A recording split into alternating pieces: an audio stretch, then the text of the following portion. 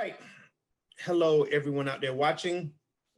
Glad you guys are watching. My mom is watching, so that's always wonderful for me. Hi, Mom. I always speak to my mother. Um, uh, we are back. We took a week off. We're doing touring every other week now. That does not mean that we want you to lose the momentum. That does not mean we've lost the momentum. That does not mean that we are slacking on the struggle and what we're trying to do, and what the point that we're trying to get across to people.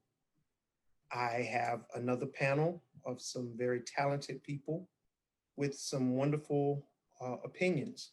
Two of those people will be coming momentarily. They are in a Zumba class. We will meet them, but we wanted to go ahead and get started anyway. So I'm going to have folk introduce themselves according to how they are on my screen. So I'm just going to read what's on their slates. So we're going to start with let me tell you what I want you to say. I always forget that part. So you're going to tell your name, your nationality, what you've done in theater,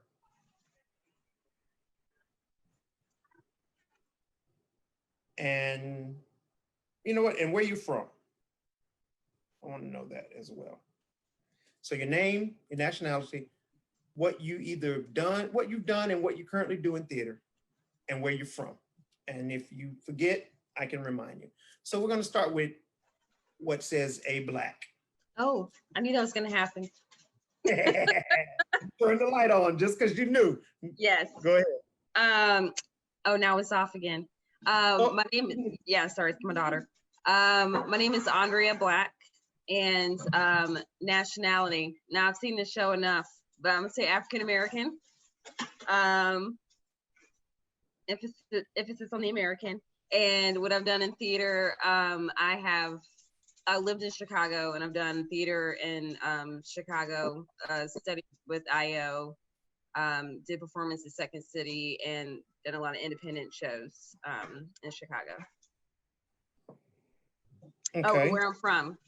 Mm-hmm. Well, I am from Detroit, but then lived here, then moved back to Michigan, then moved back here, then moved back.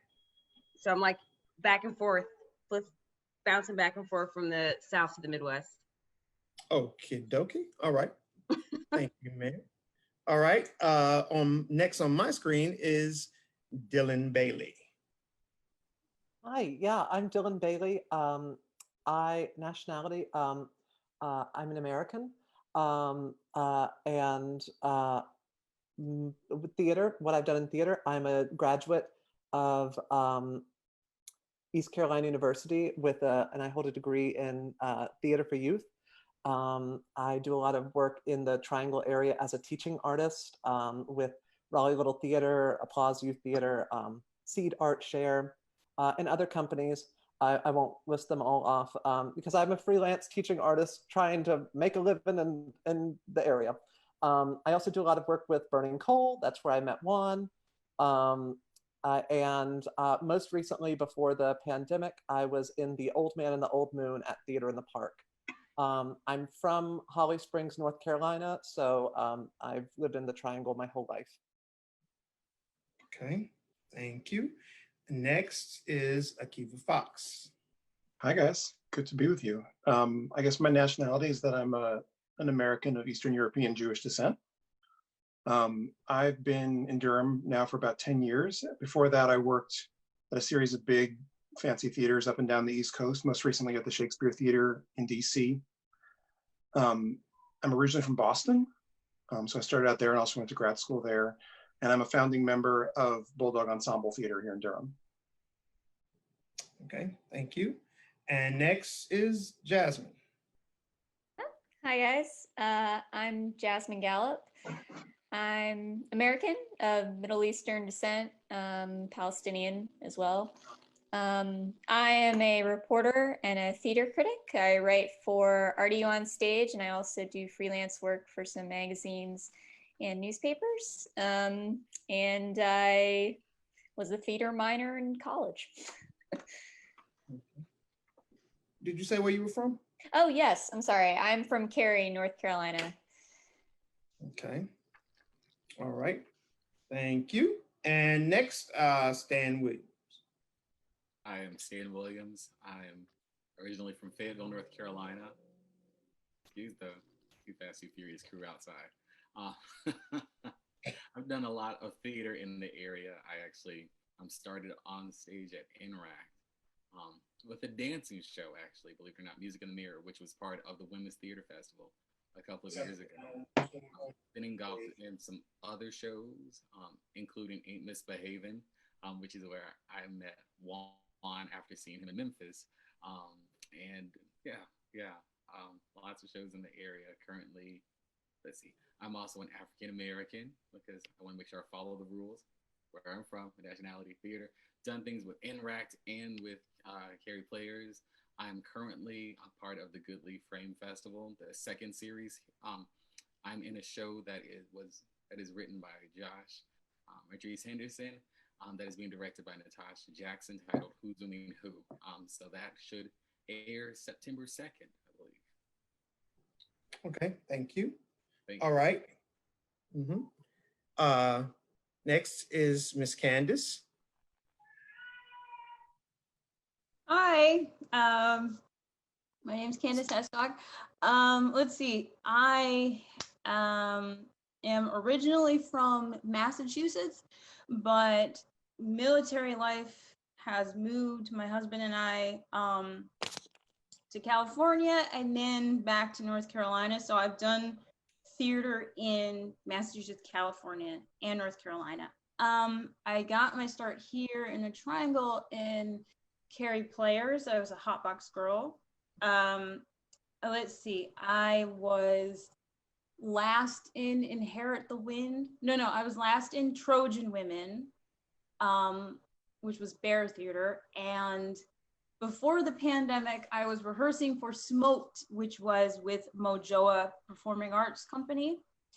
Yeah, I'm also just a stay-at-home mom, freelance character performer, fancy way of saying I dress up for kids' parties sometimes. Yeah, that's me. Oh, I'm also American, African American descent, and Native American descent as well. So mixed. Okay, thank you. Now, other two have not gotten up here yet. They are probably still Zooming, which is probably something I need to be doing. Now, I think I had one person, and correct me if I'm wrong, I think I only had one person that said American, and that was it. Is that right? Everybody else gave me a little something extra besides American. Is that correct? Yes, yes. Everybody else gave me a little something extra. Yeah. But all I asked is, what was your nationality? Was everybody born in this country? Yes. Okay. So all I asked was, what was your nationality? Basically, what nation were you born in? Your heritage, thank you. A lot of you told me your heritage, but I didn't ask your heritage. I asked your national. Zip it. We're gonna pretend like, okay, so Alex, welcome. I have this first question. You can answer it. Your name, your nationality, what you do in theater, and where you're from. All right. Sorry, let me just catch a breath. I just finished Zumba. Hi, my name is Alex Lewis. I'm from Panama City, Panama. Not the one in Florida, the other one below. I have done theater since 2016 with the Women Theater Festival, the Justice Theater Project, RLT, just to mention a few. Let's see, I was just in a show with Stan in February. We did Venus and Adonis, and I'm with KU Talent. And what was the other question that you had? Sorry. What's your nationality? Panamanian. Okay. Is Jordan about to get on? What is she doing? Do you know? She just finished her class. Okay, I so just she's kind of ran in a quick maybe I can thing, so say she's this. gonna take a few minutes. Okay, all right. So I can finish what I started. Dylan was actually the only one who said American. And everyone else told me their heritage. And they did not, nationality is, what nation are you from? What nation were you born in? And that's part of our programming. I don't know if everybody realizes that. That's the programming that we are raised under. And I ask that because it happens every show. Andrea, I think you watched enough of the shows, you already know, but you answered anyway. You played along anyway. She played along, but it is what we do. And honestly, every person that is white has said American. And everyone that isn't has gone through and given me heritage. And then put American in there when you really didn't have to.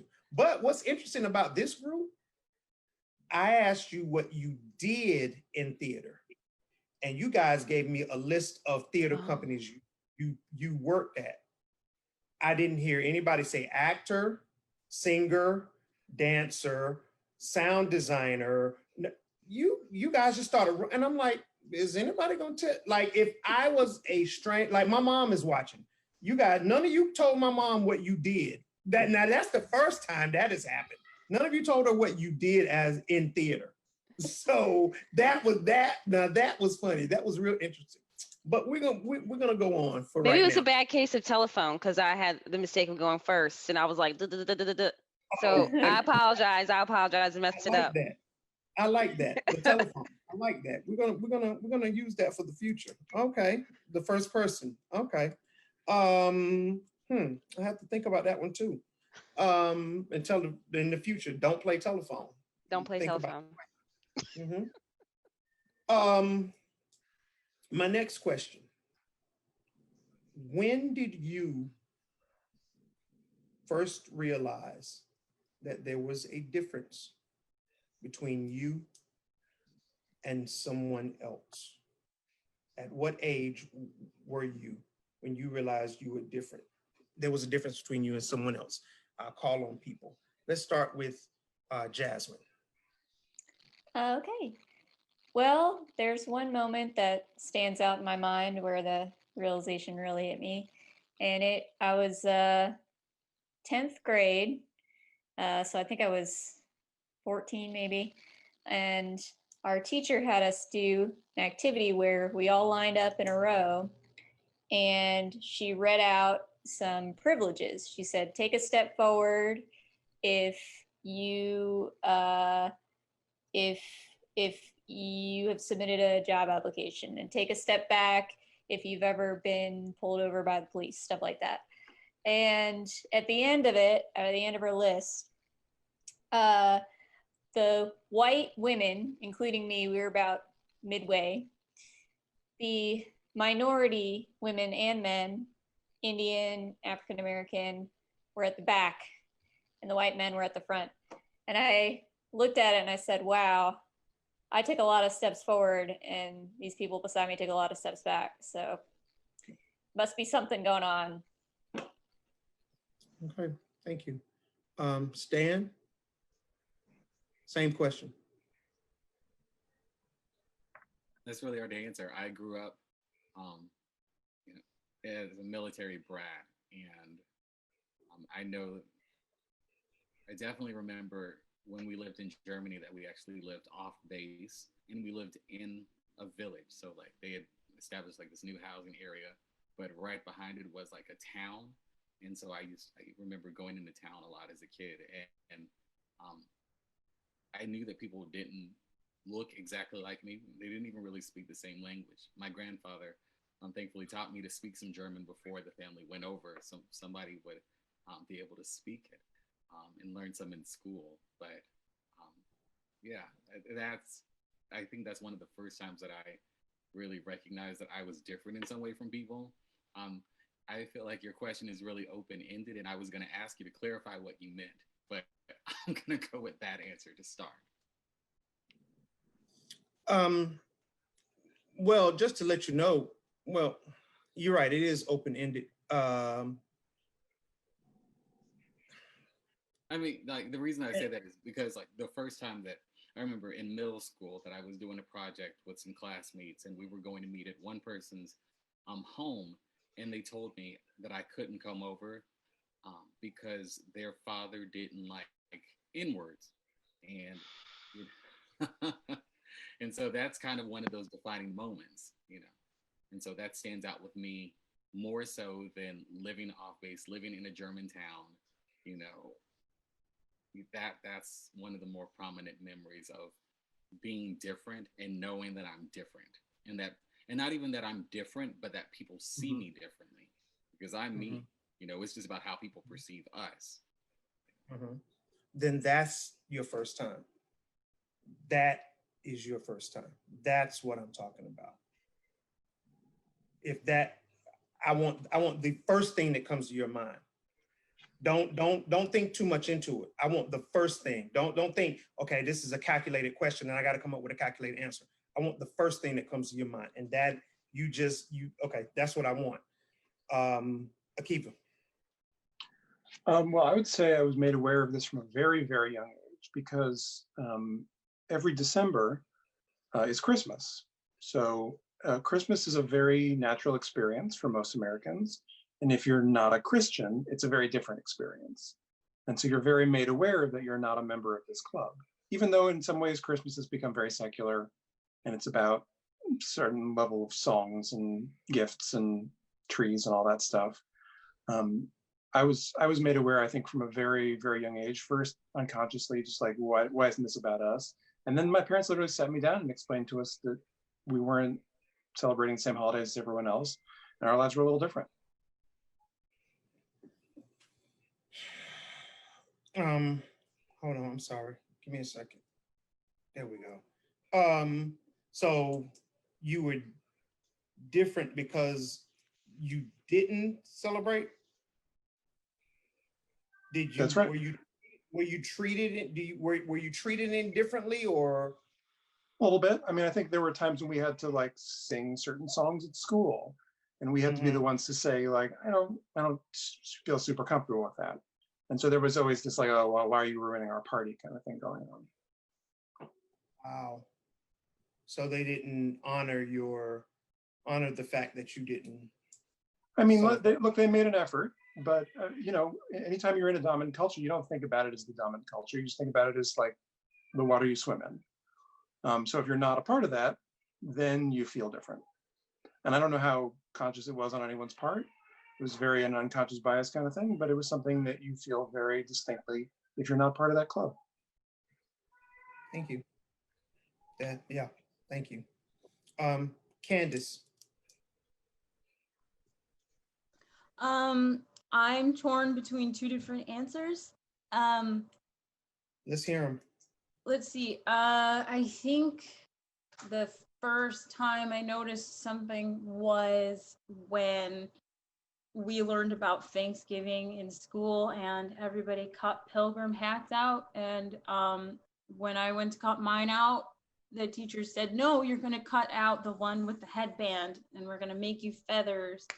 That, and also the first time that I took my own money as a kid, I took my allowance to the toy store and I looked at my favorite thing to play with, which was Barbies. And I looked at this sea of Barbies and realized that none of them were my color. They were either too dark or too white. So yeah, one of those two was the first. When they wanted you to cut out the headband, what was your response to the teacher? I think I remember being confused and wondering why, when we talked about it in the class, she didn't explain that some of us would be wearing something else, which turned into only one of us, which was me, wearing something other than the pilgrim hat. I was surprised. Wait, so everybody else had on a pilgrim hat except for you. Yeah. In that class, I was the only one that had a darker skin tone. Okay. All right. Thank you for sharing that. Whew. Okay. Andrea. Hello.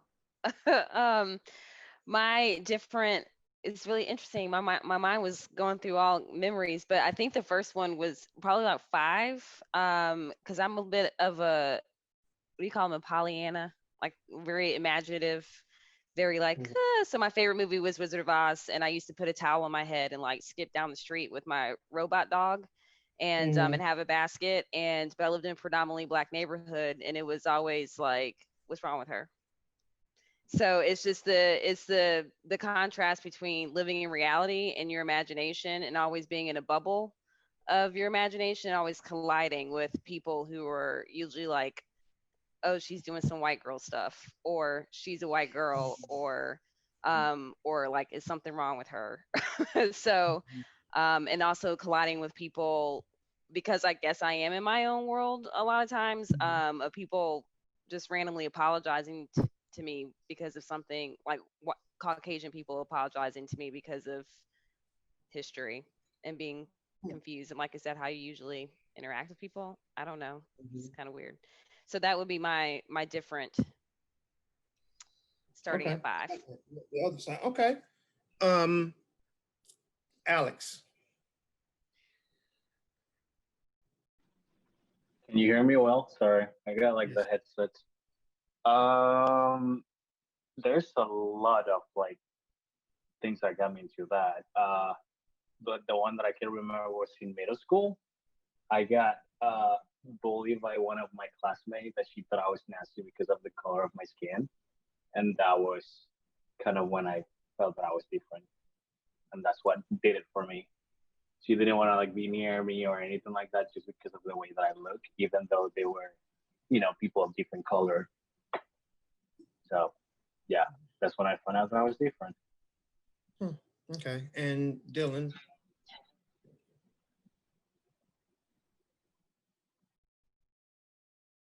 I'm very leaned back right now. I think that my experience is probably much later than most of the stories that we heard.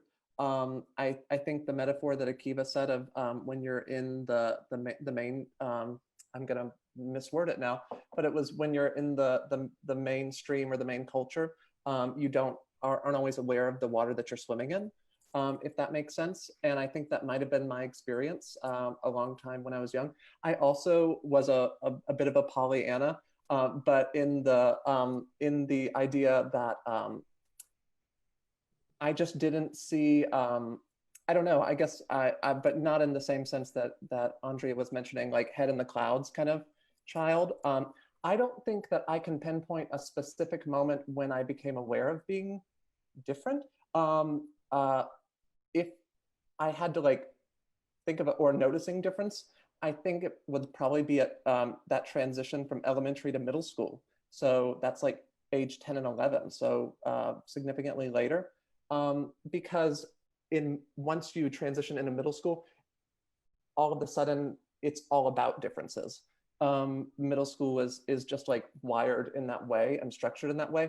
I can think of a moment that I know, and the reason that I pinpoint middle school is because I can picture a moment when I really wasn't aware at all of difference. There was a time in, I think it was 5th grade, maybe 4th grade.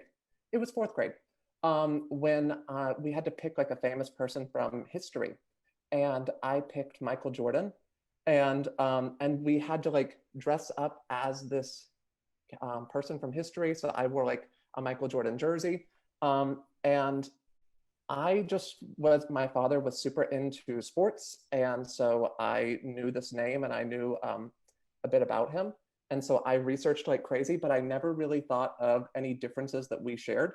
but I did see a lot of like laughter and snickers from others because they were observing those differences. But it wasn't something I was aware of in the moment. So I would say probably that transition from 5th grade to middle school. Okay, thank you. All right, Jordan, since you're late, you get to do all that we've done all at one good time. So turn your mic on and get ready for it. So welcome. Jordan teaches a Zumba class that ends at 7:30, and I told her just come on and get on up in here and get her some of this torn. So the first question, we want your name, your nationality, what you do or have done in theater, and where you're from. So can you give us that? It's a lot of different things. So let's see, my name is Jordan Farrell. I am African American. I'm from Raleigh, North Carolina. I'm a dancer. It's about my extent on theater. Okay. Thank you for that one. And no wrong answers. You actually there was one that I couldn't pull out of anybody, but you actually said it. And that was what do you do in theater? Everybody gave me their resume, but you actually said you're a dancer. Everybody else just told me where they worked at. So now I know where everybody has worked, so I can know when to hire them and put them on somewhere. But you told me that. But for the nationality, everybody gave me their heritage along with their nationality, which you did the same thing because you were born in this country, correct? Yes. Okay, so I didn't know if I was supposed to say Black or African American. Again, there are no wrong answers, but if you're born in this country, then all you have to say when someone says nationality is I'm an American. That's it. That's all you have. Well, you don't have to say anything. You can just look at them and say, I ain't got to tell you nothing. But if you want to be correct about it, I'm an American. That's it. And you can go from there. The other question I asked was when was the first time you noticed you were different or someone else was different than you physically? When was that? So does this have to do with race or just like anything in anything? Everybody's something different. Probably my middle school dance company. Okay, tell us about that. And that kind of does go a little bit back to like race a little bit, but just I think there were 3 of us that were Black, and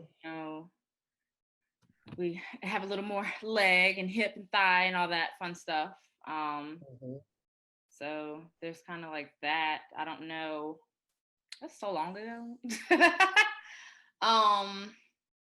But I would say kind of more so in I've been dancing since I was 5, and then I started running track when I was like 8 or 9. So I guess like between being like the dancer athlete,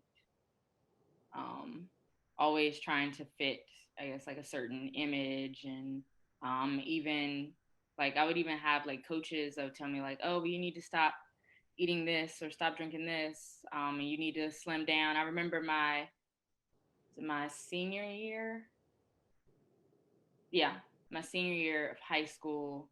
And I was working with a coach, and he's just like, oh, well, you need to drop a few pounds. You need to do this, this, and this. So I would like run early in the morning, and then I would have practice, or if it was like a weekend where we had bad weather or something and school was canceled, then it's just like, okay, so now I'm like burning up miles on the treadmill in the house type thing. I got my weight down, but it was just mentally like a lot of pressure on top of already dealing with being in high school, and everything else. I guess like I always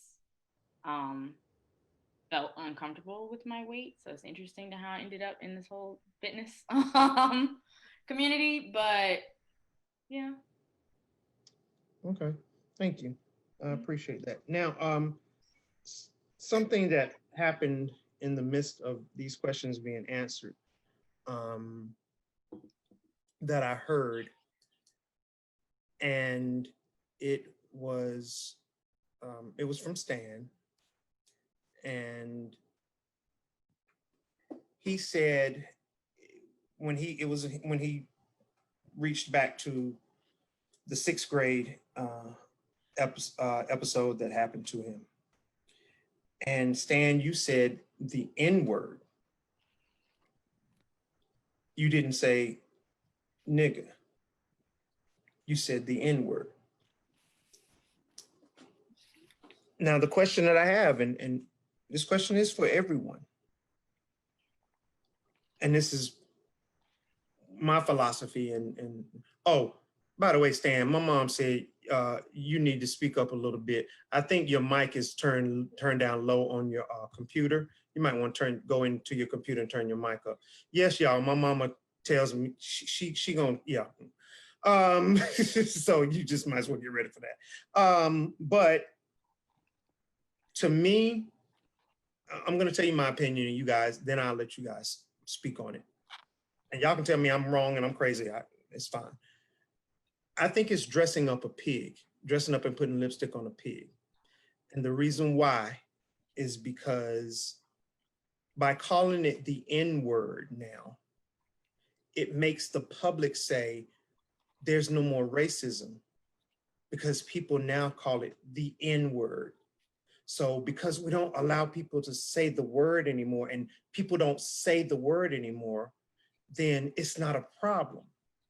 Well, for 1, 2, 3, 4, there are at least 5, 6, there are 5 to 6 people up here who hear that word. I won't say constantly, but hear the actual word enough. And trust me, no one calls us the N word. They call us nigger.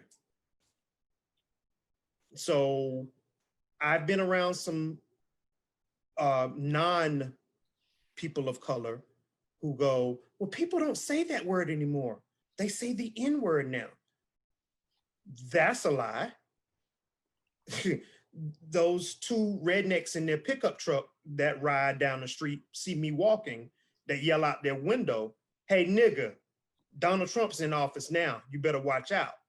They don't yell out their window, hey, N word, Donald Trump is in office now. So when I say I don't like people using the N word, because you're dressing up and putting lipstick on a pig. If it makes you as white America feel uncomfortable, good. Because how do you think it makes me feel when I get called that? Anybody have an opinion? Whoever, somebody turn on the mic. I'm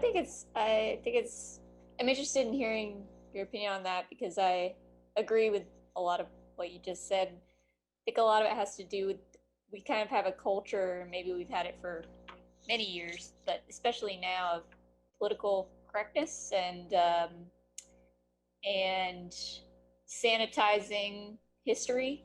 Sanitization of history has always happened, but especially nowadays, people are so careful about what they say. They tend not to have frank discussions about what the reality is and what the truth is. And it does allow people to pretend that we're living in a better world than we are. You know, if we're careful in our panel discussions and our debates to always be correct and not delve too deeply into the issues and not talk about what's really happening, then we can pretend that we live in a world where people don't use slurs and don't see race and that sort of thing. So yeah, I agree. Thank you.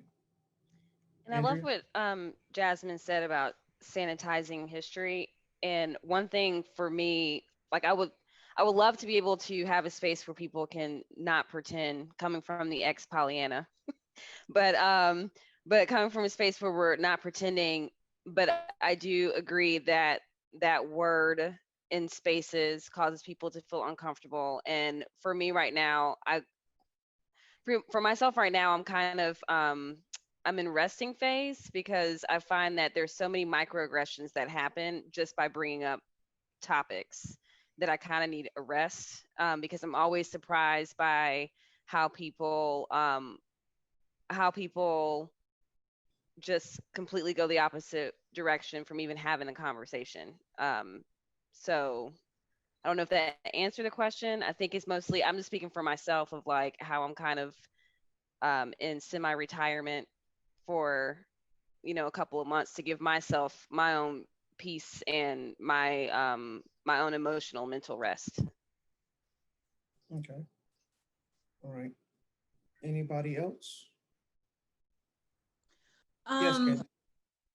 So I agree with what you're saying. I think that it's definitely important to make people feel uncomfortable so that they can acknowledge that it is still going on. Growing up, I was definitely called it. I remember the first time I heard it, I was very young and asked, what it was. And one of my parents had explained that it was a slur.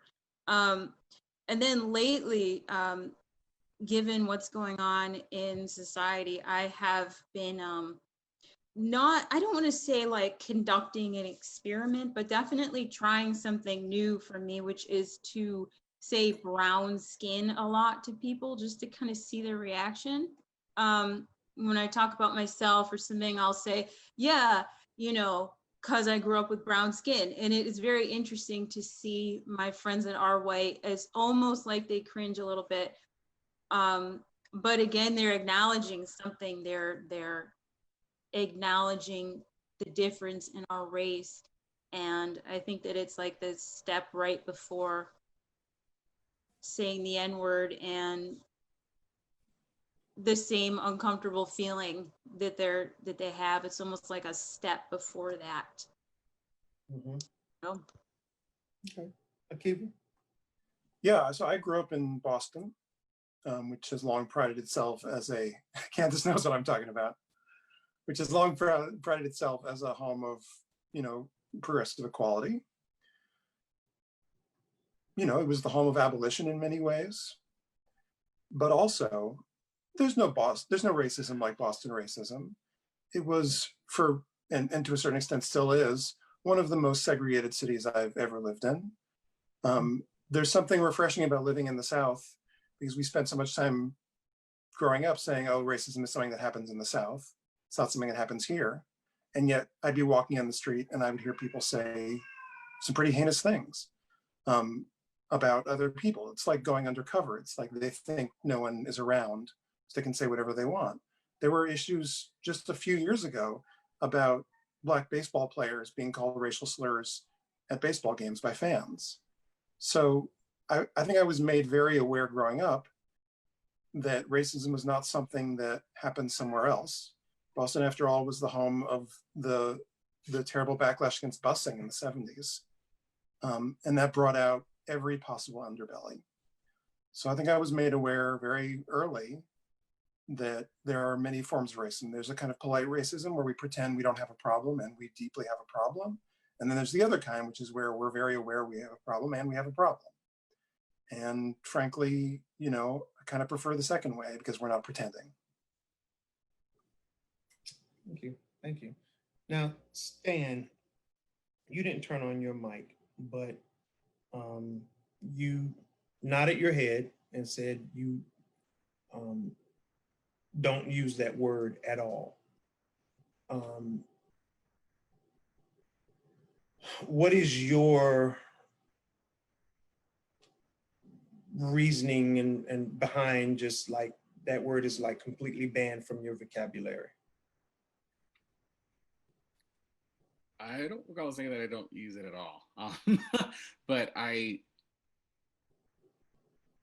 one of the things I'm really interested in is language and word choice. And I know that there's power. I know that there's power in words. Theologically, etymologically, I know that there's power in words. And I know that there are certain words that I don't use that other people can use, and there's their freedom and their choice to use them, because they're, for some of them, they perceive it as reclaiming power, in certain contexts, especially given our historical context and the way that we treat women, Black people, other people of color, it's just my personal choice, And so that's where my comment about saying the N-word is just because of my personal choice. I'm not condemning or, you know, Mhm. or giving anybody a free pass. And nor am I denying the reality of racism and the fact that our language is steeped in our thought. You know, so like it's not just about checking people's language, it's about checking their thought, because their thought is what's going to drive your actions. And Yes. so a lot of times, you know, like even in these conversations, you know, I know that your goal is to talk about driving people's actions, but a lot of the work has to be done in their thoughts, you know. Okay. All right. That's Yes. where my Okay. Thank I you. hope you Yes, can hear me. Mama, he said he hope you can hear him. Yes, we can hear you now. Go ahead, Jordan. So can't talk after class and trying to eat. But kind of piggybacking off of that, like I've personally never been called the word and I've never used it, but like I don't use profanity at all ever. So it's just not in my vocabulary. I was like, I've been fortunate enough to where, I mean, I have been in environments where I have been uncomfortable because I've been like the only Black in the room majority of the time with my career. But it's just kind of like, I won't say that doesn't mean that they're not using the word behind my back or anything like that. I got laid off from my job because of COVID last month. And when I went to go get my things, of course, like it had to have an escort or whatever, just in case something went wrong. And you know me, I'm looking at it like, oh, okay, I'm being escorted by someone that's not my color. So it was already a lot going on with all the race stuff that's been going on this year anyway.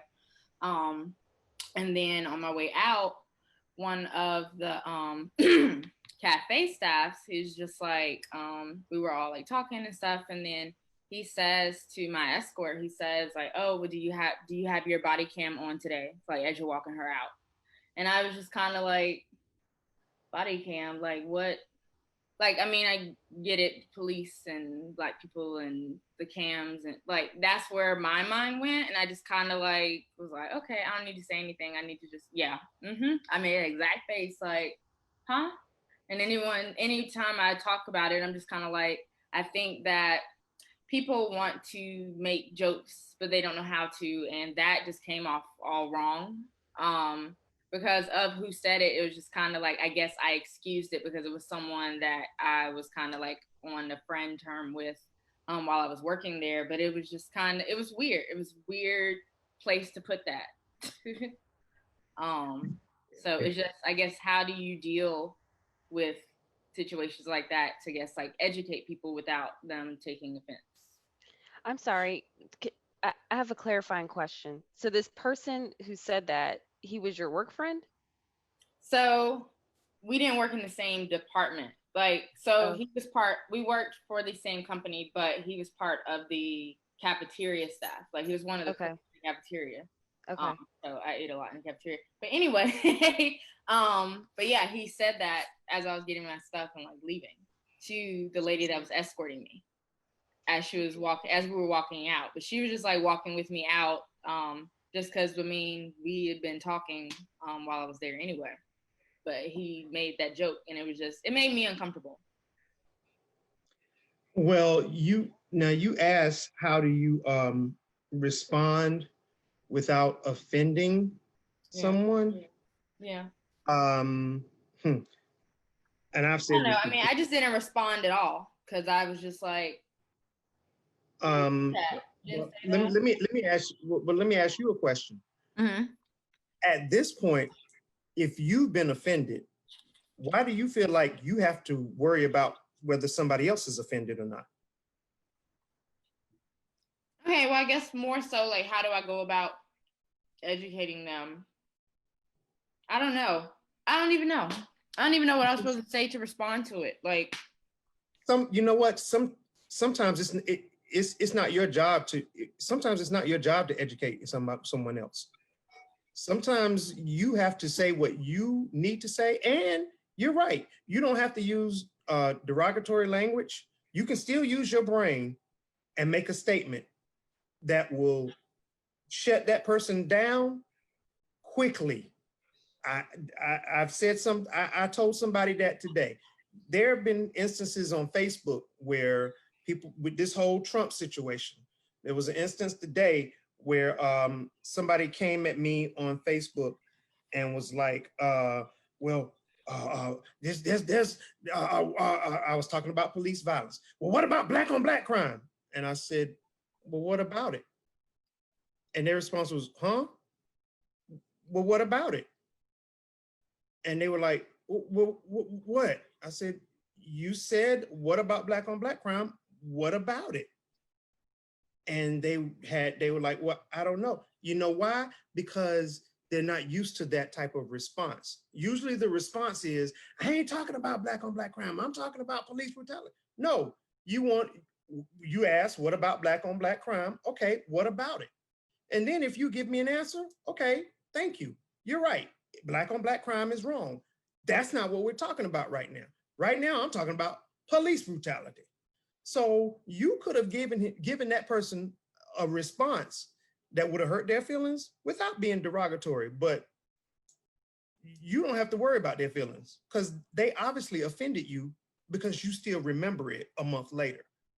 So you need to look out for you. Go ahead, Andy. So I think the thing that is like really stood out to me, even in this conversation, is how measured we are as people of color. When we are in certain situations that are offensive to us, that there are so many layers that happen when there is a situation, and I can speak for myself as an African American female, when someone makes jokes, and for me they're not making jokes, and it always comes back as like I wasn't being intentional. I didn't know. It's like you knew, like like you wouldn't make the same joke with your friend who's Caucasian the same way you would joke with me. You just think that I would, which typically when I am around African American people, we do laugh it off. We can just laugh it off and keep it moving and let it roll off our back. But the thing that I think is interesting is that when the word nigger is used to us, how we have to be controlled. When something is happening to us, we have the Rolodex of like, don't be the angry black man or black woman. And so I think that is the thing. Or when something is said to us, is make sure that we use the right language to reflect our positive thoughts. Or what's the other saying is that when they go low, we go high. So there's this constant Rolodex of just being aware that I wouldn't say takes our power away because we're very powerful people, but it's just in that situation, it makes you go silent. And then you end up having like a month or a year later where you're doing a playback being like, what just happened? Like how that happened? What could I have done different? Because we're just so, as you say, programmed to not speak in those moments. And I'm actually having now where people meaning Caucasian people will challenge me and they say, well, if it's something that I said, then you need to tell me right now. And I'm like, there's so much wrong even in that, like because of the fact that you're coming to me and challenging me in a threatening way. And then now you're telling me, now you're trying to teach me about how I should act in a situation when I'm feeling threatened. And so there's just so many layers where, and I mean, even Jasmine mentioned earlier where she was mentioning on our behalf of like not being politically correct, but then somehow other people spin it. And then when they're from the conservative right, it's like they don't like political correctness, which means that they can call us whatever they want to call us and we should get over it. So it's just so much of a mental mind warp that I don't even know, like even in having these conversations, sometimes I feel afraid that even in having conversations in this space, if someone's watching it, they will feel empowered and emboldened to take the information that we say right here and use it against us. So that's just, anybody have any thoughts on that? That'd be great. But that's just what I'm observing. Well, I just had two things I think that I found really striking about what Jordan said and what Andrea just said. First is that I think it's interesting how much racism can be out there that is not spoken about. There's an endless well of racism that is nonverbal or euphemistic. And what Jordan's story reminded me of was a friend of mine who got fired essentially because of the color of her skin, because she was Black. And it wasn't talked about. You know, she didn't talk about it at first. And of course, none of her coworkers or her boss said, we're firing you because we're Black. They said, we're firing you because you're too loud, you make the other coworkers uncomfortable, you do this, you do that, you know, and it's all just a way to say you're different, and that's why you don't fit in here, you know. And then the other thing I wanted to say was, oh gosh, I forgot it. But I think it is really interesting how we don't talk about these things. And I think kind of step one is awareness, and then step two is is figuring out what to do about recognizing the problem. Thank you. I want to I'm going to turn this a little bit. Alex, now, and this is it's going to be Alex and Akiva on this one. Alex first. Alex, physically, you would appear to be an African American. Appear, but you are not.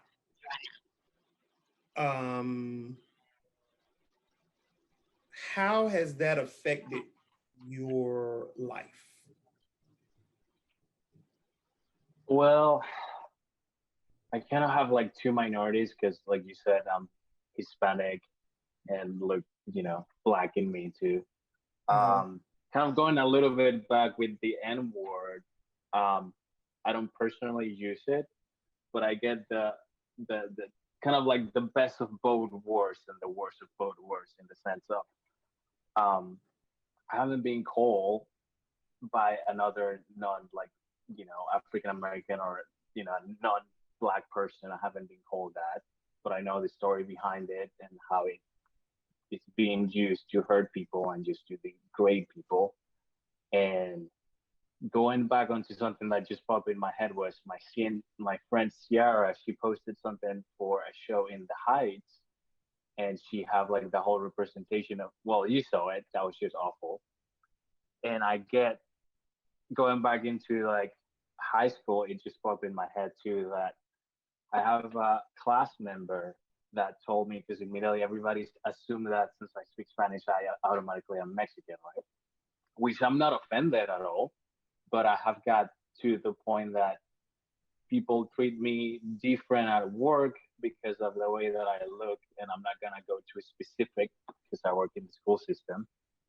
And you could see the difference how they treat you because of the way that you look as soon as they see you, and then also how even like my own Hispanic people treat me because of the way that I look immediately.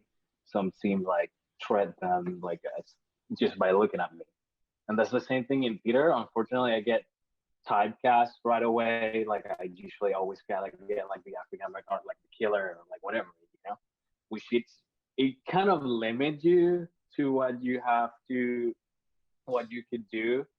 And it's been going on for a while. Now I feel like with this whole movement and everything, it's kind of like, oh, now we're opening their eyes. And it sucks that it took so long for them to finally be like, we should all be equal. We bleed the same way. And it's kind of like I have been shutting down every single like news and everything. I have been just, doing Zumba with Jordan to get my spirit up, because it's just been awful for your mental health and everything. And we have that conversation before this whole turn thing. So I feel like I mean I got like the best of both worlds, just being me sarcastic on that sense, because I get them in both ways, English and Spanish, from the two community and everybody else in between. Okay, thank you. Yeah. Now, Akiva, and Dylan, I'm coming to you after this. Akiva, yours is kind of the opposite from what I'm seeing of Alex. So, appearance, you're a white guy, but you are Jewish, right? So when they find that out, how does that, what happens there? How does that change for the ones that are wearing swastikas and and stuff? Well, look, I'm keenly aware that I've had most of the privileges of just being a white person in America, and they're good privileges. You don't have to think about it very much. Everybody wants to be a member of that club. But there have certainly been times when I've been made aware that I suddenly don't belong to the club anymore. And it's not usually visual at all. Sometimes it's just hearing something on TV. Sometimes it's hearing something in the street. But it's a very, very different experience than, for example, the kind of experience that Alex has. It is a kind of like mirror version of that. I'm also aware that, for example, the NAACP was started as an anti-lynching organization, primarily by a group of Black people and Jewish people, because it wasn't enough to just let other people deal with it. We were always next on the list, always. And so, I've tried whenever possible to live my life in a way that doesn't accept those privileges. And I'm sure I've used and abused them as much as anyone. But I am aware, as Chris Rock famously says, that train's never late. And I'm always next on line. So there have been times when I've essentially been able to be undercover when I'm in a group of white people and I hear something said. So I try as much as I can to be the person not agreeing to that. But I'm made really aware repeatedly that there are things that are said out of the hearing of the people they're targeted at. It's just that I have the opportunity to go behind the curtain a little bit. So it's a deeply strange experience. Thank you. Dylan, so you are like the only one on this panel who's, no, Jasmine, but you still are kind of the only one because you're white male. And as Jasmine stated, when the people were stepping forward, you got to step all the way up to the very front, whereas she stepped to the middle. Have you ever had to deal with reverse racism?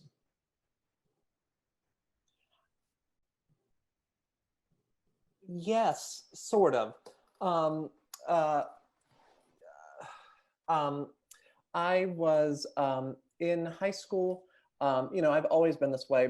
My whole world is performing, and the arts, and so that's so much of everything I do is about contributing to the arts. And anybody who knows me knows that. And in high school, they had started a gospel choir, and it was an opportunity to sing and get further involved with singing. And I think that was my senior. I think it was my senior year in high school. Anyway, a teacher that I really liked and thought a lot of was the mentor. She was actually an English teacher, and she was the mentor on for the gospel choir. And so we would meet in one of the trailers during lunch, because we had an hour-long lunch session where we had club meetings and rehearsals. And unfortunately, the gospel choir really never got off the ground. We didn't have a steady core leadership, but that's a whole nother story. And Juan, I could talk forever, so cut me off when you need to. But in the gospel choir, we did get to the part where we were voicing and figuring out vocal parts and all of that. And I remember distinctly, everyone was very shy who was getting involved. I don't know what they thought gospel choir was going to be. I was under the impression it was, singing. And I think a lot of people maybe thought it was going to be like a hangout time and no singing at all. So they were all very nervous. There was this nervous energy about singing, and I wasn't experiencing that as much. And I was sitting towards the back of the room, singing kind of loudly. And I heard a student that I didn't know, a Black student that I didn't know, saying to my the faculty advisor, what is he do? What's he doing here? What's this white boy doing in the, in the gospel choir? Because I was the only non-Black student in the room. What's he do? He can't sing like us. And so I turned around and I did respond. I think I said something like, right now I'm the one that's singing the loudest and I wish you'd sing as loud as I was. Because we would have been more successful as a group if we were all singing out more confidently. But I think that's like the time that sticks out the most to me. The reason I hesitated to like count it is because when we're coming off of, when we just finished a conversation where people were telling about instances that I felt like were much on a larger scale, and so of racism. And this was one instance in a whole like 24 years of life, and so that's why I think I hesitated to even acknowledge that moment. No, it's a great moment now, and you know why it's a great moment, and it needs to be told now, as opposed to any other time. It's because I can say this, Jordan. That's the type of response you should have gave that person. That's the type of response you give them. There you go. See how he just turned around? He turned around and told that person, because I'm the one singing the loudest right now, which is what you should be doing, so that that's the type of response you give that person when they say something about, do you have your body cam on? And you keep walking on out the door. That's how you do it. But see, as Andrea said, he didn't feel what we feel as Black people, because it's the truth. And I mean, this couldn't have happened any more perfect. He doesn't have the 10 things that go through his head about, if I make a response, these things will happen, or these things will happen. And people at home, yeah, this is for not people of non-color at home. We have these things in our head that we go through. And I'm gonna be honest with you, up until 2 months ago, these things were in my head. But when I looked at George Floyd, I was like, I'm done. I'm tired. I'm just tired. I'm gonna say it. Mama, I'm sorry what you about to hear. It was damned if I do and damned if I don't. So I just said it.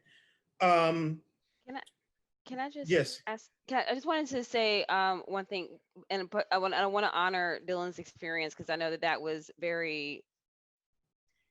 Yes, that is a real experience. But one thing that always captures me is when people say reverse racism, and I just want to clarify, it is no such thing. There is no such thing as reverse racism. You can be discriminated against. Someone can be prejudiced towards you, but that Black student in that room could not be racist towards Dylan, because Dylan has white privilege. He has swam in the pool of white privilege his whole life, and there's nothing that those students or that teacher or whomever would have done that would have pressed him. It would have been an uncomfortable situation. It would have been it is something that he should not have had to go through. But it is not an oppression. And when he leaves that classroom, he could just be like, that dude, and then go about his life. But for, I think, people of color, is that it doesn't matter. It's about whatever space you go in, you are always moving within a system of oppression. And that is racism. Exactly. That's interesting. And thank you for saying that, because it goes back to what Stan was saying earlier. Words matter. And so, being specific about the choice of word. Thank you for saying that. So what is your, go ahead, Stan. Sorry, yes. I was gonna just jump in with what Ms. Black was saying. That's absolutely true. I mean, because racism is not just discrimination, but we're talking about a system of power and policy, in addition to that prejudice. And so while your experience was that, you were called out, you were singled out. Yeah, but there is no institution, that's gonna back that up. And the other thing that I wanted to mention is that, yes, one, I hear you, and I think we all, we hear you when you say that you're tired, especially after seeing the death of George Floyd, because as the ladies have alluded to earlier, there's so much in our Black experience, not about performing, but always being conscious of how we are in our body, how we're present. Especially as Black men, we have to be mindful of our tone, the way we say things, we can't say things too loud, we can't move too fast, like people are going to misperceive our size, like just all kinds of things that we're already carrying in our body, things that we think about just to stay alive, I have a couple of phrases that say I am the slowest driver, the safest driver that they roll with. And, they said it to me a couple of years ago, but while I was washing dishes earlier this week, I realized that part of the reason that they could say that is that because they don't worry about getting followed home. I remember being followed from my job near Chapel Hill off of 85 back to Briar Creek by a cop, and so, one of the reasons I don't want to speed is because I don't know how that situation ends.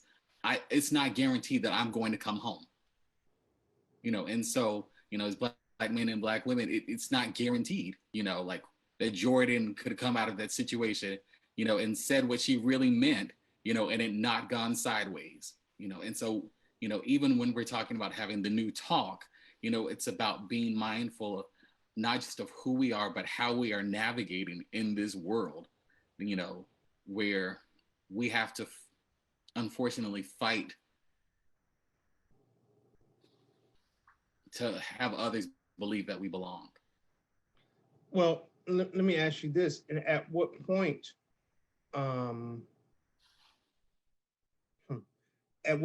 do we stop caring about what others think and say what we feel? I don't know that we ever do. And here's the thing, like, I don't think it's an either or. I think it's both and. Like, I'm tired of so many names needing to be said that I can't remember them all. And I don't have time to teach you at the same time, like I need you to do this work, like we carry both in our bodies. We're doing both at the same time, like I don't care. I'm frustrated. I'm tired, but we still need to speak out, and we still need to speak up and to show up and to be present and have these moments, to affect this change. So I feel like I know where you're going, but I don't want to say that, we can do either or. I think it's both and like, we're always living in that. We're always living in that. So may I just say, go ahead. I'm going to bring it here. When Barack Obama was president, and in Chicago, we were, able to say what we wanted to say and feel how we wanted to feel and be in completely in our Blackness. And it was a wonderful experience. I always call it the Black Renaissance in Chicago. I remember seeing when he actually won that night, his first term, and it was him and Michelle Obama and their daughters and being at Grant Park, and it was the most amazing experience. But what I've learned from that too is like, well, this is what happens. It's a blowback. And so we were able to be completely in ourselves, and we were able to go and navigate in our own history, and we were able to unpack the tombs of our past and collect those bones. But what happened? What happened was people got shot. Like what happened was now we having this whole fight and this what people perceive as race wars. And why? Because we had a little bit more power, because we had some people who had footing in institutions, or we found that you have a Black man who's a president. Like, so until the country becomes real with what caused the reverb, I don't know how much we can really be ourselves within spaces, because even to this day, people will not admit the fact that there's just something that happened in the psyche of America when they saw Black people rise to power. And I don't know how to have conversations with people who just go in complete gaslight and denial. So what do we? Is there any way I can interject real Go ahead. quick? Go ahead. And Go ahead. on what you just said, I had the exact opposite happen when Barack Obama was put in office, because I was newly married into the Marine Corps, and I was living on base, and just where my husband was stationed, his job, everybody was just completely upset about it and so angry and talking about their own riots, which never happened. So for me, it was kind of like this realization where I was like, oh my goodness, this is what large groups of white people can potentially be capable of. So one thing I think that's different about this time right now is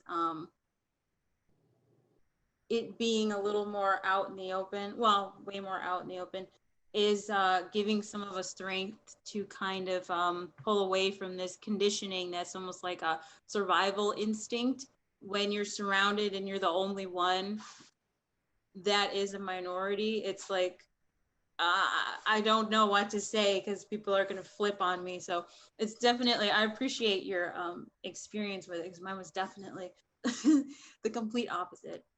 That's all I wanted to say. Well, and just to let you know, like moving back here was it was really polarizing to come back here and the reaction that people had when you had conversations about race or if you brought up Barack Obama. So I can totally understand what you saw, Candace. I was surprised. Okay. Okay.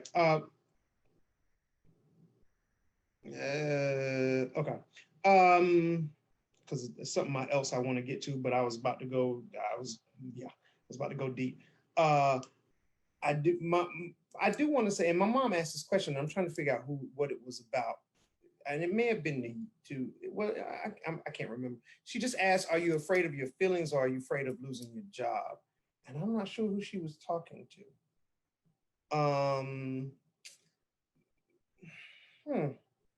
But Both. I'm gonna both. But I'm gonna ask that to Stan. Don't get that side look. So I'm gonna ask, and the way I'm gonna ask that is because to be of what you said. Like I'm at the point now where I'm gonna speak my truth, and I've done it on my job already, where I work, and obviously I've done it in theater because look where we are right now.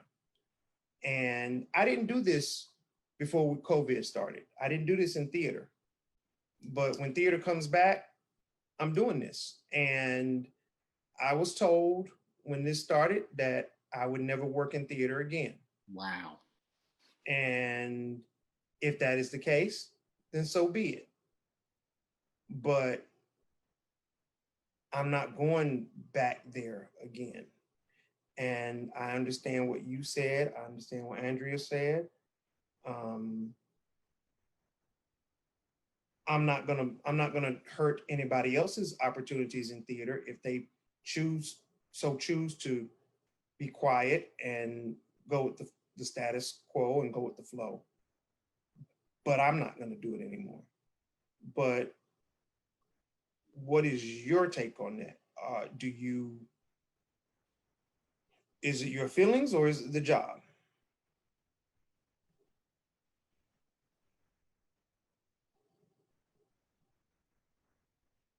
I'm thinking about how to answer that. So, In fact, everybody's going to answer that, black and white, otherwise, and all everybody. Go ahead. My understanding is that this discussion is especially about the theater, and is calculated especially in the theater community here in the Triangle. There is a lot of work that needs to be done. I think that it's definitely something that we need to put into praxis. And I appreciate that this is an opportunity to call out and to question the actions of theaters and boards about their praxis in the past. Like people should be using, it's sad that it's come to this point, but it's sad that we have a pandemic that is kind of pushing us to reset and reevaluate and renew and reestablish some things. And one of the things that boards and theater companies should be talking about, is how to move forward, in light of all of the things that are going on and all of the things that have been going on. Why do we act? Why do we work the way that we do? Why do we act the way that we do? And I definitely feel that we should feel free to speak up and to speak out and to question those things, because there are some theater companies in the area that I believe still have not pushed out any sort of, statement of solidarity. I'm not really moved by statements of solidarity because I need to see what your actions are going to be afterwards. People will make a statement of solidarity because they want you to stay on, they want you to stay on their mouths and in their minds and keep patronizing them. But, when it comes back to your boards, are you still just going to do that one show that has people of color in it? One of 3 shows? Are you going to look into actually production councils that reflect the diversity of our community? What are you doing about training people, about teaching people? Because there really are qualified directors and choreographers and producers and costumers, of color and, out here in the area. You can't say that they're not there. That's just a lie from the pit of hell. No, the people are there. They're qualified, they're trained. And, we should still be grooming and teaching people anyway, even if there weren't, which is still a lie. We should be teaching people because you're not going to be in these offices forever. What's coming up with the next generation? Where are the new batch of directors? Where are their vision? And where are these voices? That's one of the things that I really appreciate about this new measure of the Goodly Frame Theater, this series too, because they're reaching out to these voices and these writers and playwrights whose voices typically wouldn't be heard, and they're spotlighting that work, and I'm hoping that theaters are thinking about this now so that it doesn't become an extra special episode of, but it becomes our everyday life. So I'm here for people speaking up and speaking out and speaking their truth and in love, speak to the powers that be, in question. And it, for some of us, for a lot of us, all of us, is going to mean not patronizing some places. When they show us how they feel about us, we're going to take them at their word or their silence and move forward. Akiva, same question. And we're on theater now, so yes, it's about theater. Okay, cool. So, well, one of the things I can do is I can respond directly to Stan, which is, are theaters thinking about it? I know for a fact they are. I've actually been able to be part of a group that Patrick Torres from RLT started up a few months back when all this information was coming to light, when it was very much in the consciousness of the nation, of local artistic directors. A whole bunch of the sort of most powerful artistic directors in the Triangle, because he said, this is something we need to talk about. We need to do things about. It's not just enough to talk about it. And one of the responses we got from a lot of these people, many of whom, most of whom even are white, is, I don't know what to do. I don't know what else to do. I feel like we've done everything we can. And so a big part of that group has been challenging that assumption. There have been helpful things, for example, the list of demands that came out, a few dozen really concrete demands for American theaters that are primarily white, because then they can't say they don't know anymore. You can't say, well, what do we do? Well, here's a list of things you could do. The question then becomes, are you willing to actually do them? Are you willing to put your money where your mouth is? And why aren't you, if you're not? Are you worried for your job? I think so many people right now in the American theater are deeply worried about their jobs. Places are very short on money. And even when things are great, they're always worried about their jobs. So it's scary for them to think about changing things in a fundamental way. At Bulldog, I think we feel very lucky in that we're new and we're tiny, because it means we could decide who we were going to be from the beginning. We don't have 40 years of history behind us. We don't have a giant uncontrollable board. So we could put our values in at the beginning of our existence. And I hope that we've been able to do that in as fair and just a way as possible. But talking to a lot of these people and talking to other fairly powerful theater folks I know from around the country, that list of demands really scared them. And I suspect that's what it was designed to do as much as anything, to say, you talk a good game. Here are things you can do. Are you actually going to do them or not? Thank you. And you know what? I won't go to everybody because there's something else I want to ask. Anybody else want to comment on that before I ask what next? Yes, Dylan. I just wanted to talk about, and I don't know, Juan, could you say your question one more time? I want to make sure, ever since the beginning, Okay. I want to make sure I'm getting the questions correct. Okay, are you afraid of your feelings, or are you afraid of losing your job as far as theater goes? Are you afraid of expressing yourself or losing your theater job? Oh, Jasmine's camera. Yeah, go ahead.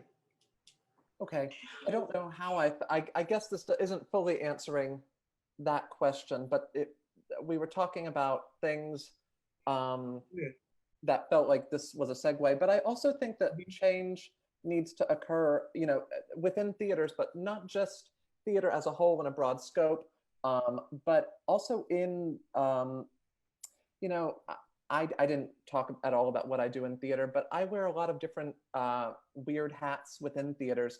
And I found it difficult to visualize as one singular like theater artist who wears a lot of different hats about all of the different change that needs to happen, because there is just, it's not one change that will solve all of the problems. There are so many changes that need to occur and be worked on, and maybe they're not overnight changes, but continued ongoing conversations to make those changes happen. So the one that I've kind of honed in on, or the one hat that I've honed in on, is the teaching artist hat. And I think that's a really important like area in theater to focus and emphasize that change needs to occur. And I know that it's scary for some, I mean, it's just a scary time for theater in general. You know, money isn't flowing like it was in February for theater. But I'm not somebody who runs a theater. I don't handle those finances, but I feel like making space and holding space for theater artists that might not have had space held for them before, and making space for audiences to feel comfortable in your theater space, physical space, and welcoming them in. I feel like that should only benefit a theater. That's me being head in the clouds Pollyanna. But back to teaching artists, I think there's just a lot of like small things, from like, what scenes are you picking for your students? And are you being mindful of picking scenes and not that your students of color and your Black students aren't playing secondary characters, but they're playing characters like everyone else is playing in the classroom, and they're being challenged in the same ways, that they're getting as well-rounded of an acting experience in the classroom. There was a study, and I wish I had it with me, but there was a study a couple years ago that I was aware of when I was still training as a teaching artist, that we are like subconsciously predisposed to call on people when they raise their hand that look like us. So you need to take that subconscious, I mean, that matters. If you have students raising their hand and every time you don't call on them first and they're excited about answering a question or asking a question, you are turning them off from the experience.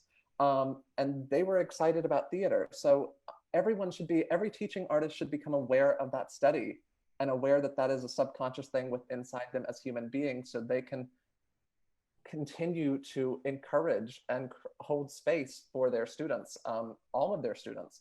It's things like that. And some of those changes are small and can be implemented in a really simple way. And some of them are like continuing to check in again and again and again. But I think it's important because that is the next generation, and they're the up and coming generation. And I know, Juan, you mentioned your last Torn session, how you had a bunch of young people on, and how inspiring it was. They're the change makers that are coming up and are going to be making change, but they're also the next life force that is entering theater. And they need to feel like they have just as much of a space here, or they're not going to pursue theater.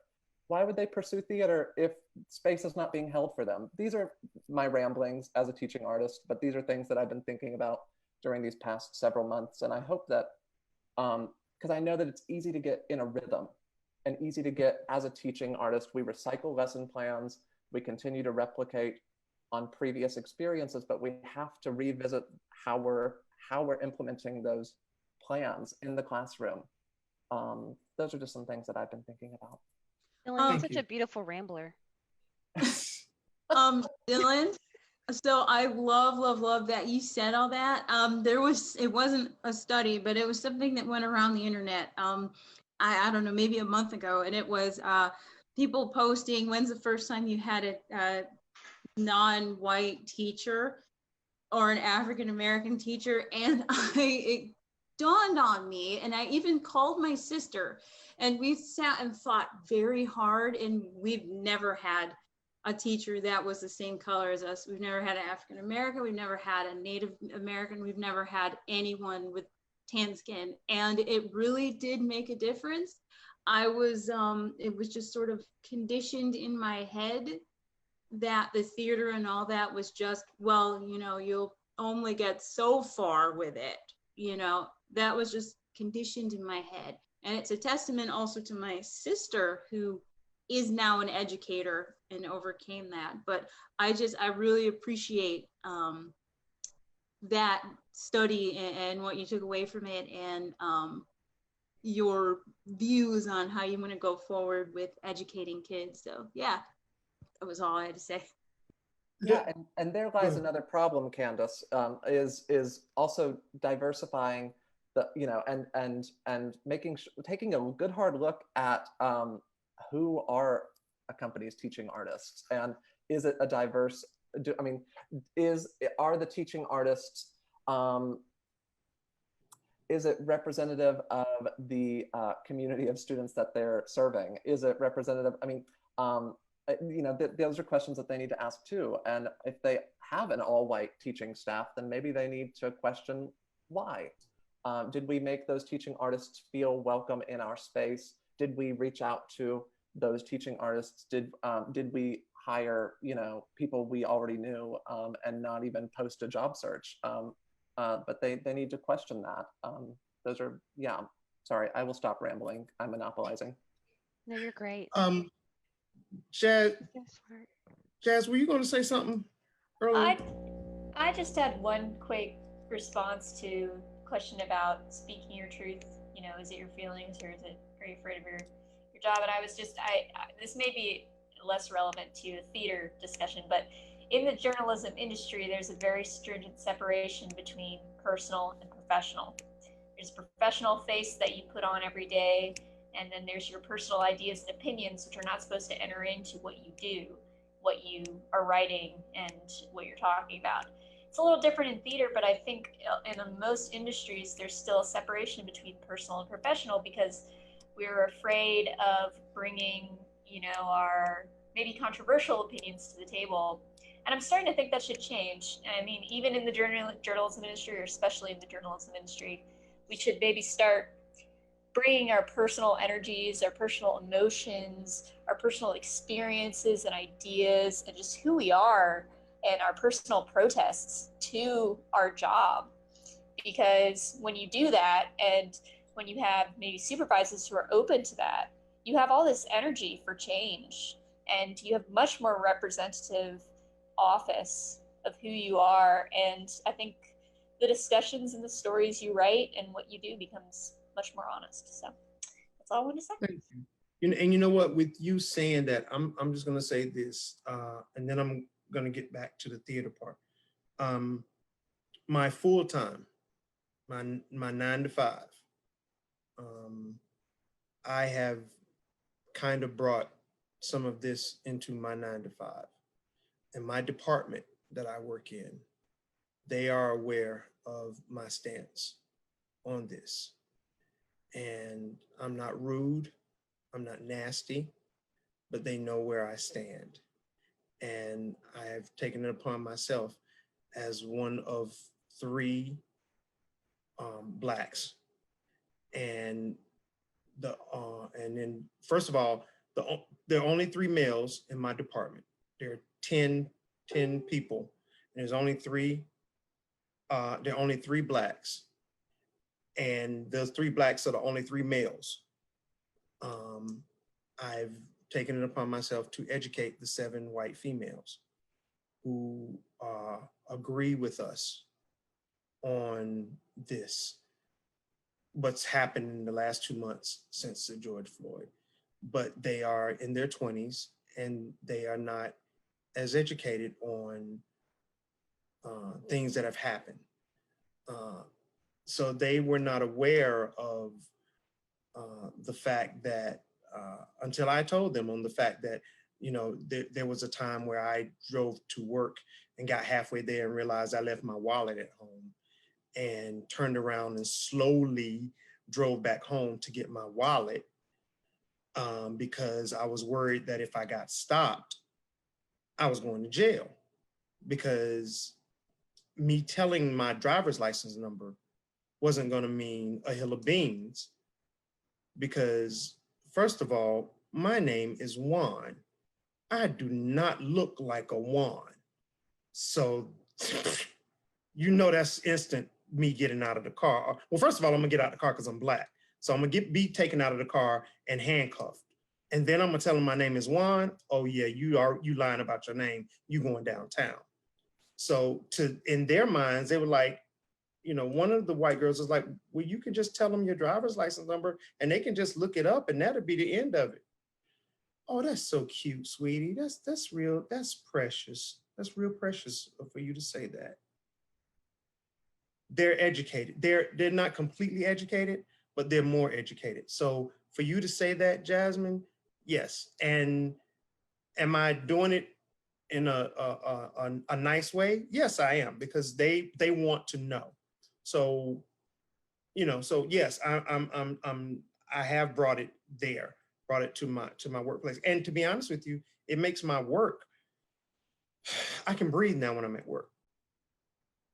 You know what I'm saying? Because I have them on my side, as opposed to me wondering if they are against me. And to the point where they're not completely woke, but they're conscious. And we'll be, of course, everybody's doing Zoom meetings now. Nobody's face-to-face anymore. We'll be on Zoom meetings and they may say something and they will instantly apologize. And I'll say, no, that right there, that wasn't what you thinking it was. It wasn't that wasn't a racist comment. That's okay. Don't worry about it. But the fact that they're conscious and they're thinking about it is like, good. That's what I want. I want you to be conscious of it. I don't want the underlining stuff. I don't want the microaggression. I want that to be the first thing in your mind. Wait, did I say something that might be offensive to him? Let me check myself. Great. That's what I want. So yes, thank you, Jasmine, for saying what you just said, because there have been some that still think you need to keep them separated. No, because then you come home with that work stuff still on your brain and it stresses you out. No, I need to be comfortable everywhere I am. And if I'm not comfortable everywhere I am, then in my mind, that's a problem. And before we ain't got but a little bit of time left, and I want to get back in the theater, but I want Jordan. That leads me to something with Jordan. The very first time Jordan, Alex, and myself did one of these, it was right before we did Torn. And Jordan had gotten off of Facebook, and I want you to tell about that and why you had gotten off. Are you comfortable with talking about that? So I won't necessarily say like I got off, but when I guess like the George Floyd situation was going on, then you had Breonna Taylor, and that's still going on, and just everything else was like piling on top of each other. It's just a lot of people that I went to school with, they're kind of, everything they posted was in relation to like everything. So social media at that time, and I'm sure some of you saw, it was heavy and it was dark. Like it was just a lot going on. Everyone has something to say. Then you throw Trump in the mix too, and it just becomes a whole production. And it's just like people would start posting like, oh, well, if you're not posting about this, that, and the third, George Floyd or Breonna Taylor, then I'm not paying attention to what you're doing. Like, I'm gonna ignore your stuff. Like, I'm not gonna like support you because that's not important right now. This is what's going on, this, that, and the third. So it just kind of made me like uncomfortable to kind of be like, oh, okay, well, with my like fitness stuff, it's like everything's being done virtually right now. So it's just kind of like I have to post so I can, you know, like still interact with people from my class and still bring some light to people or whatever. So it was just kind of getting to the point where it's just like, oh, okay, maybe I shouldn't post this today because this is going on. And I mean, yeah, it is heavy and affecting me, but I still do have to work and I still have to do all this other stuff too. So it just became kind of like okay, well, maybe I shouldn't be on here today, or, oh, such and such posted this. So it's just kind of like, okay, maybe I won't, like, I'll unfollow them or I'll mute them for today so I don't have to pay attention to that and stuff like that. And it was just people. And I guess with everyone being home, it's just kind of everyone's on social media all day, every day. Whereas usually, I guess people would see stuff in the morning or at lunchtime and then like in the evening when they're just kind of in their leisure. And it was just like all the time now. So there was just never a break, I guess. And I'm not saying there should be, but it was just kind of making me feel some type of way about like things that I was doing or things that I was sharing, because I wasn't necessarily just like, I was still sharing stuff that was going on and relevant to all the cases and stuff, but it's just like that's not the only thing that I was posting. So it just kind of like made me feel uncomfortable, as to where like I didn't know, like, okay, well, do I say this? Do I kind of stay over here and just like be quiet and act like it is happening or it's not happening? So that was just kind of like the conversation that I had with Juan and everyone else before. But I thought you stopped because you were posting the stuff and you had some friends that told you shouldn't be. So they weren't necessarily like telling me I shouldn't do it, but they were posting that people shouldn't be posting anything if it wasn't about George Floyd or if it wasn't about Breonna Taylor. Like, you just need to stop because I'm not supporting that right now and it's not important, this, that, and the third. So now, so that leads, like I said, right quick, because I do want to get back to theater. So that leads me to, and I'm going to isolate three of y'all out of this. That leads me to my aunt asked this one. The light skin, dark skin thing. The School Days, the Spike Lee School Days movie thing. Who out of Andrea, Candace, Alex, Stan, Jordan, did you guys experience that in school, or did you experience that? The light skin, dark skin, and my aunt called it a form of racism. Do you agree that that's a form of racism as well? Or is that just? Well, in a way, it's kind of like going back to like my hometown. And I'm gonna jump in on this. It seems like the lighter that you are, it's like you get like the better, or you're like the best intellectually, from my experience particularly, because even it goes to the fact of like you're here and everything. So I wouldn't say it's completely racism, but it seemed like they get some type of favoritism because of how light they are. Okay, stop. Candace? I have definitely experienced, I'm not sure if I want to call it racism, but definitely some negative things that have come up from my skin being lighter in school. Definitely, I don't know if it was so much that I was benefiting from having lighter skin, or just knowing that I had a mix of some other things in me that contributed to the lighter skin. So that on top of the school I was at, I was one of the only dark-skinned women in my graduating class. The other school in my city had more Black women, Black girls, and they definitely looked at me almost like, okay, well, you're just whitewashed and, you know, you don't matter. We're not going to hang out with you. So it was negative, but, you know, I still remember it, but I don't know if I would call it racist because I don't know. I'm sure. Okay. All right. Now, as far as in theater goes, and actually anyone can answer this because you guys would have seen this, Akiva, Dylan, and Jasmine, you would have seen this.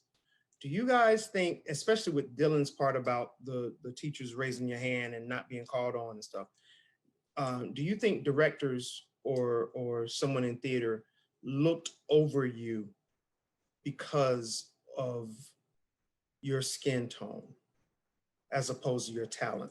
Whoever turns their mic on first. Candace, did you turn? Candace did. Candace beat you. Go ahead, Candace. Yeah, 100%. It was the sarcasm again. I think Alex used the best of both worlds. I 100% had people, when I was in chorus, the type of singing we did was very classical, and the woman who taught it was a white woman, and we would go to the big competitions, and before we even opened our mouths, my sister and I were kind of cut down a little bit, like, well, we're not gonna like them because they're not gonna have the sound that we want. And then also in theater, I have both experienced shows where I wasn't dark enough to play that role of the woman who's African American. And then also I was too dark to play a certain other role. And it's come out in roundabout ways, just time going by and meeting someone who knew the director, this or that. So it's definitely come up, and it, you know, I'm not sure why that is. It could have to do with my gender, because just conversations, women, you know, will maybe talk more. So I was able to get that information, but for sure, yeah, it has affected my involvement in theater. Okay, Andrea. Yes. Yeah, so your initial question is like, what do you do in theater? And my background was in acting, and I love Dylan's, as he calls it, rambling. I just think he speaks so beautifully. But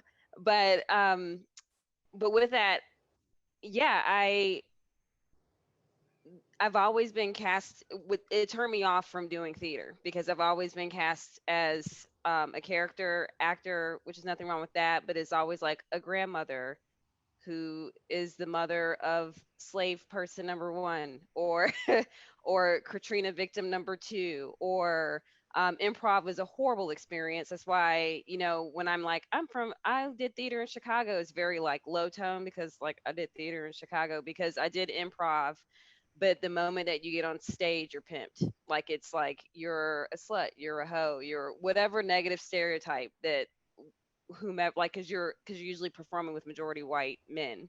So when you get on stage, you're automatically pimped, and you can't get out of it. You know, you try to turn around, but so yeah, so it's, you just go down the gambit of stereotypes of Black people, and also one note stories of Black people.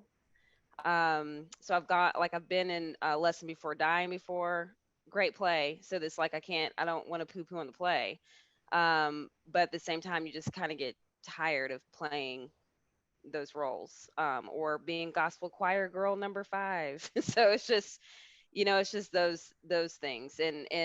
And the closest I've gotten was being an understudy, to play an understudy in Macbeth, to play one of the main roles. But that's like, it's always the understudy. Like, you can never get quite there. So that's been my experience with theater. Okay. Let me ask again. Anybody can answer this because you three may have experienced someone else going this route. Whoever turns their mic on first. Have you ever been directed by someone that said, more or less in so many different words, said, you aren't acting Black enough? Anybody? Turn it on, somebody. Basically, my whole life. My whole life. And what was that? What was that experience like? I mean, what was your reaction? Well, I know like elementary, middle school. My best friend was white, and I guess I didn't pay attention to it then like I would now. I mean, we're not best friends anymore, but I know that like I would spend a lot of time at her family's house. She would spend a lot of time at mine, and it would be I grew up listening to Backstreet, NSYNC, Britney Spears, all those. And also my parents kept us from like listening, I guess, to like hip hop music and stuff like that, because I mean it was vulgar, and just like had stuff blocked on TV or whatever. But I know that if I'm at her house, we can listen to Radio Disney, we can listen to Backstreet Boys, Britney Spears, and all that. And come to my house, I have an older sister. She's listening to R&B, hip hop, and stuff like that. And I just remember I had a Destiny's Child CD, and my mom took it away from me because her mom didn't want her listening to that kind of music. And Destiny's Child wasn't bad back then. Their music was clean. And I just remember like I would get in trouble because we would sneak and listen to it or for whatever. And I'm just kind of like, I don't know. I didn't understand it then. And it would be a lot of situations like that. Like, oh, y'all shouldn't be watching that. You can't be listening to this, dancing to that music or whatever is that. And then I guess like I wasn't hanging around like the Black kids in schools because that's not where I necessarily fit in. Or if there were, I guess I wouldn't say it now, but back then it'd be like, oh, these people are ghetto and loud. Like that's just the Black stereotype. So it's just always been that way. I know my first job out of college, I went to East Carolina, and they called that the party school for whatever reason, and which they get in trouble now because of COVID. But some of the people at work are like, oh, well, you don't seem like you went to ECU. You don't seem like the party girl or anything like that. And I'm just like, is that because I'm Black, or is it because it's a party school? I didn't know. But like they would repeatedly say it at work, so it just always made me feel, I guess, uncomfortable. But yeah, it's always been something. But now I asked our director, have you ever been in a play but that happened? But now, I mean, I appreciate the story you gave, but that thing bothered you.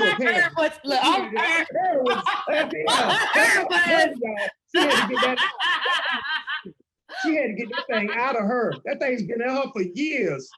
They took her Destiny Child. That was the important part. Why they take Destiny Child from her? Y'all don't understand. They took Bugaboo. They took Bugaboo away from her. They took Independent Woman away from her. And it was she the Independent Women album. Was that the album? Yes. They took Independent Woman. They took Bootylicious away from her. She trying to understand why. You know, it's bothering her. It's just emotions that's taking her. As far as like, I guess like dance and theater and stuff, because I mean like our company director and stuff was white. I don't remember specifically. I know like in high school, I felt like they kind of didn't give the I went to Enloe. Ooh, I probably shouldn't have said all that. But and if I don't think any of them are watching. But anyway, I graduated 10 years ago, so it doesn't matter. But I do notice that when we would do like dance placement and stuff like that, or our auditions, that there were a lot of us that had a lot of talent, and it's just like they would make us like almost struggle or wouldn't make us feel like we were enough to be in dance ensemble or enough to be the lead in a play or something like that. Like they made us feel that way. But like a lot of us are like performing and stuff now, and now they're like, oh my gosh, can we get you to come and do this for the school? Can we get you to, but it's like you didn't give us that same attention when we were there. So it's just kind of like I didn't understand. You know, that's something interesting that you just said that too. I was reading about Ella Fitzgerald today, and a girls' school that she was at when she was 17, which was in like 1935, that she ran away from because of the treatment that they like put her in the basement and would feed her bread and water or whatever. In the 60s, when she, of course, you know, by the 60s, she was famous. Yeah. They asked her to come back as a success story, and she was like, no. And they were like, oh, you're just bitter. You know, she was like, are you really? Are you serious? So yeah, it's interesting that you would say that. Akiva, as a what is your, because again, you gave me resumes. Y'all gave me resumes. So at Bulldogs, are you, what do you do? What do you do? What is So your we role? mostly do new American plays. So usually plays written a lot. What do you do? Oh, what do I personally do? So most of what I do is essentially producing. I'm the guy who makes sure the lights stay on. We have an ensemble. Okay, so you're mostly the producer. Okay, so. But I direct and I dramaturg and I do things like that. Okay, so you're directing. Mm-hmm. So, and I kind of already know the answer, but I'm gonna ask as if I don't.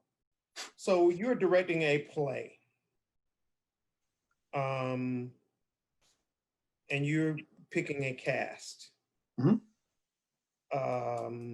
What is the script doesn't have anything specific in there. What is your criteria if the script doesn't have anything specific? Who did I lose? Alex, maybe? Yeah, it was Alex. Hold on, where did he go? What, hold on. Where did he go? Okay, he's not trying to get in. If the script isn't asking anything specific, what is your criteria? Sure. So there's basically two kinds of casting when you're trying to cast not just a plain white cast. And that's an idea of color blindness or color consciousness. And color blindness imagines that America is a different country with no problems. And so I much prefer something like color conscious casting because it allows people to be themselves through their character, which I think is kind of the point of all of this, that you don't leave yourself at the door. You don't get cast just because you're good at acting. You get cast because you share something fundamental with this character. This is something I run into a lot because a lot of my background is what you call classical theater, which invariably is theater written by dead white people, mostly dead male white people. And so, you know, when I've cast, you know, Shakespeare plays, for example, what I'm looking for is someone who shares something fundamental with those characters. So I directed a production of this play you may have heard of about Scotland. It's the internet, so we're probably allowed to name what it actually is. It's Macbeth. And I was able to cast what you would call a color conscious cast, which is not just white people. Our Macbeth was a wonderful Black actor you may know named Philip Bernard Smith. We cast a South American Macduff, and it's nice for us to be able to say, like, look what a diverse cast we have. But I cast them largely both because I wanted this to be a full experience, and it was happening in Durham, and it would be pretty silly to do a production that was just white people in Durham. But also because I felt like these actors had something real to say to these parts. That Philip was an extremely powerful actor in person with a strong undercurrent of self-doubt, and it came across beautifully in his performance. And there was this volcanic performance with this kind of, you know, scared kid in the middle of it too. And I don't know any other actor that could have done that. And it created really interesting resonances because we were able to talk something about race and power in this country too. Because after all, we're not producing this in England in 1605. That ship has sailed. So I think when I've tried to cast, I think it's pretty irresponsible to just cast white people anymore, particularly if you're in a place like Durham. But I've tried to marry the part to the actor as best I can, and often that has given us very diverse casts. And I think that's been really beneficial to the productions. Thank you. I definitely had a purpose for asking you that question. Thank you for what you're doing. Thank you for what you're doing with Patrick. Please continue to do that. I wanted everybody on this panel to know what you're doing. Please get other directors to try to do that, because as I think some of the other people on this panel know, they're not all doing that. They're not all being color conscious. And it's evident and it shows. So thank you. I want to thank everyone here. I'm gonna try to show this one thing. Can't just leave y'all there. Let's see if we can get this going like I want to. Hold on one second.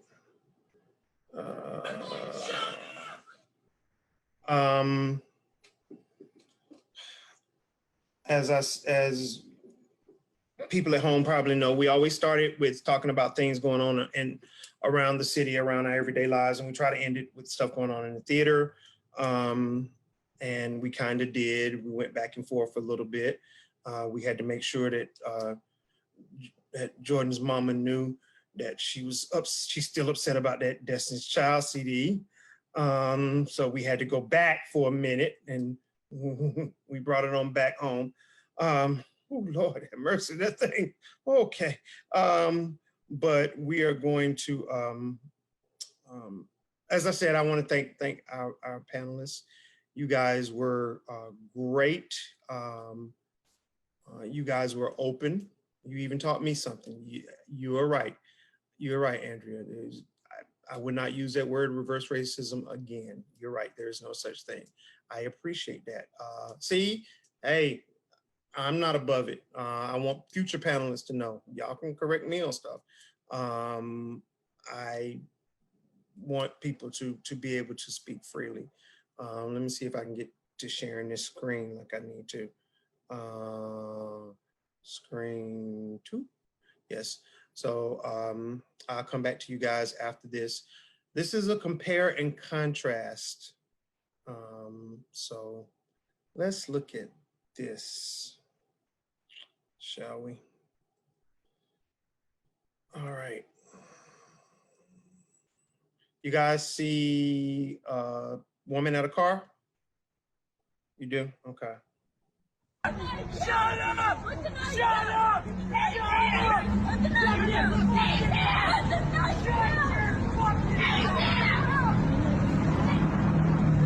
Give me that! Shoot me! I'll kill you! I'll kill you, stupid little bitch! I'll fucking slice your fucking throat! Oh! Hey, put it on the ground! What? Put it on the ground! What on the ground? What on the ground? Mom, you can't do that. You can't stay here, Candy. You have to get in the car. Oh my God. Oh my God, she's not. God damn it. Did she shoot him? She had to. She had to. It's okay. It's okay. The other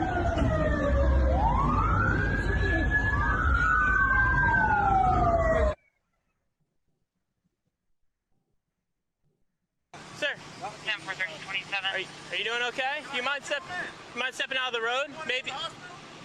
What can I do for you? You can help, man. Okay, I'm here to help you. So just tell me what you need. You want a detox? Yeah. So you want to go to the hospital? Yeah. Okay. All right. What's up? So you want to go to the hospital? What's up? All right. What's up?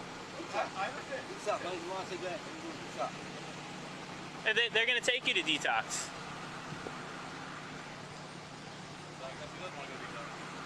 I don't know, man. Sir. Devontae, right? Yeah, yes. You want to go to detox? Yes, yes. All right, you got to get in the ambulance with them if you want to go to detox. No. Back to the ambulance, right? No? Is he wanted? Roll over. Roll over. No! Diddy! Anthony, relax. Diddy! Anthony, relax. Diddy! Anthony, give me your arm. Diddy! Anthony. Diddy!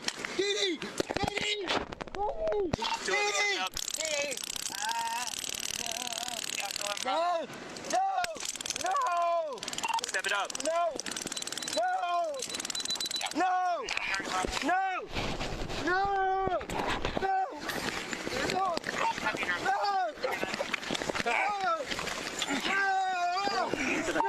Got you. Got the arm. You're good to get up. I got you. Got the arm. Got him. Come on, man.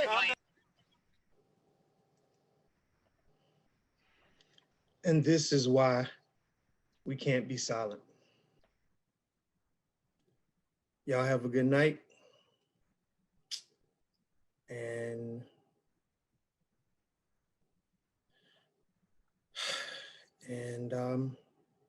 just keep fighting,